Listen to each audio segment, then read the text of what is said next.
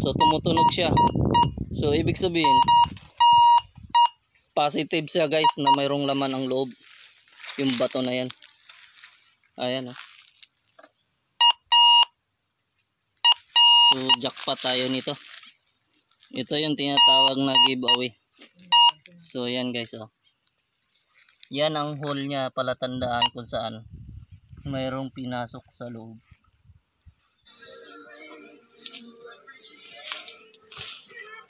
Dito tayo sa bundok guys, kung saan kung titingnan natin yung bundok na yan, ayan, ay wala kang makikitang mga puno, kundi puro damo. So wala tayong makikitang kahit anong sign dito. So yan. Pero dahil mayroon tayong gadget, so iano natin yan guys, ilolocate natin kung saan ituturo kasi malayo naman yung pwede niyang abutin. So titingnan natin kung mayroong masagap dito yung gadget natin. So yan lang guys. So yan yung paligid. Dito tayo sa salbasyon kung saan ito ay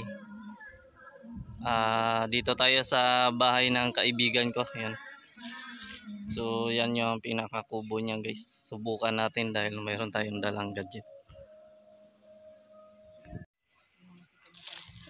Bali ito pala guys yung hawak kong gadget, ito yung Tesla B4.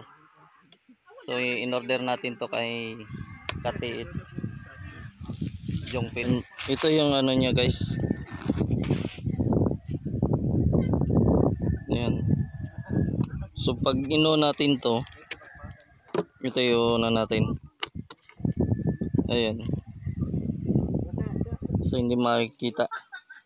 So yan ang makikita natin sa screen niya, yung gold 24 key. So depende sa distance yan guys. So ito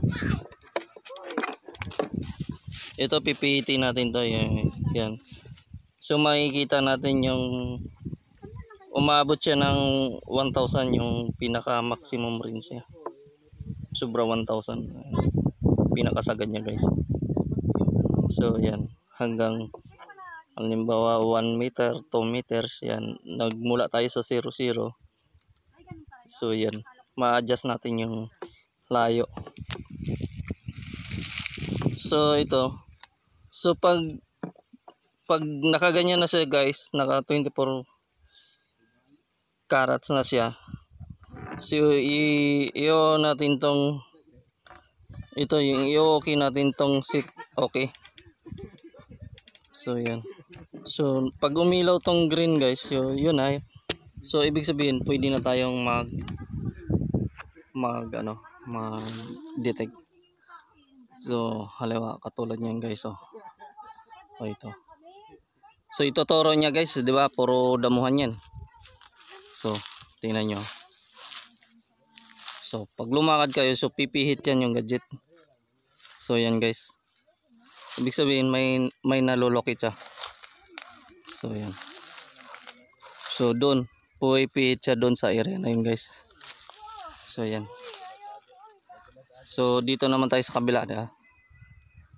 Okay. So may tinuturo siya guys. Isang area yung tinuturo niya. So yan. So susundan natin to guys,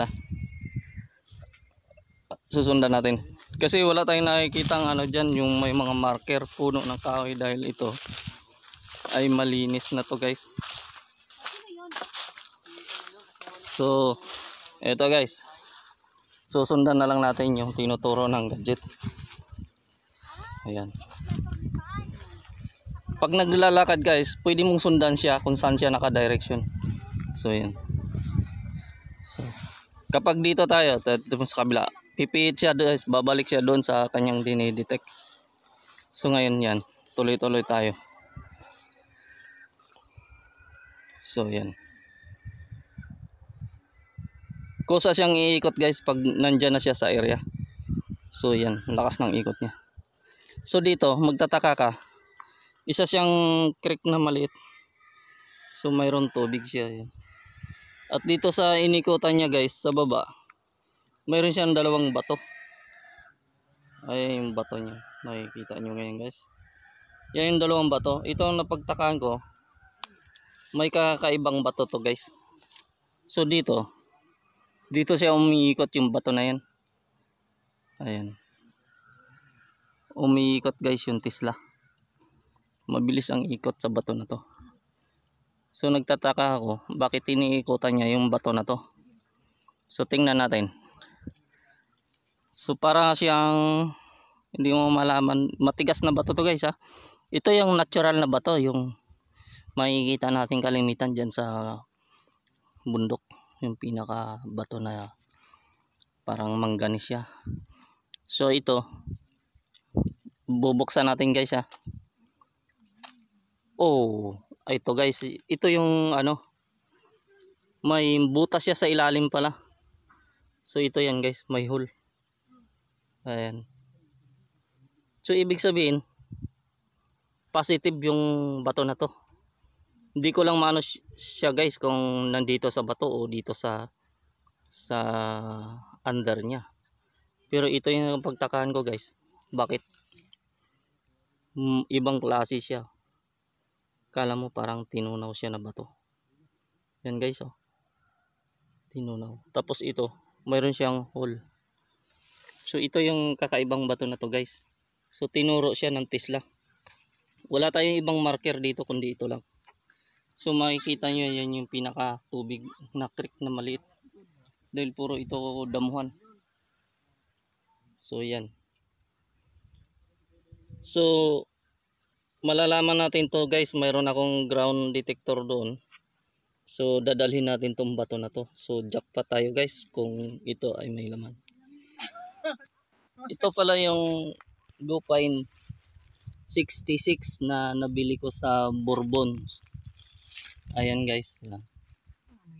Ito yung metal detector na magaan at napakagandang gamitin guys. So Lupine 66. Yan. So yung bato na dinala natin, ito na yun. Yan. So titingnan natin, i-on natin yung power. So yan. So yan guys, nakasit na yan guys kasi yan, pagtatanggalin natin yung mga ano na to, yung mga ibang nakaano itong mga metal tulad nitong ano bolt o pako, tsaka to yan. Pwede nating i-discriminate yan guys ha. So maiwan yung ano sa gold queens. So ito guys, ayan. So tumutunog siya. So ibig sabihin positive siya guys na mayroong laman ang loob yung bato na yan. Ayan oh. So jackpot tayo nito. Ito yung tinatawag na giveaway. So yan guys oh. Yan ang hole niya, palatandaan kung saan mayroong pinasok sa loob.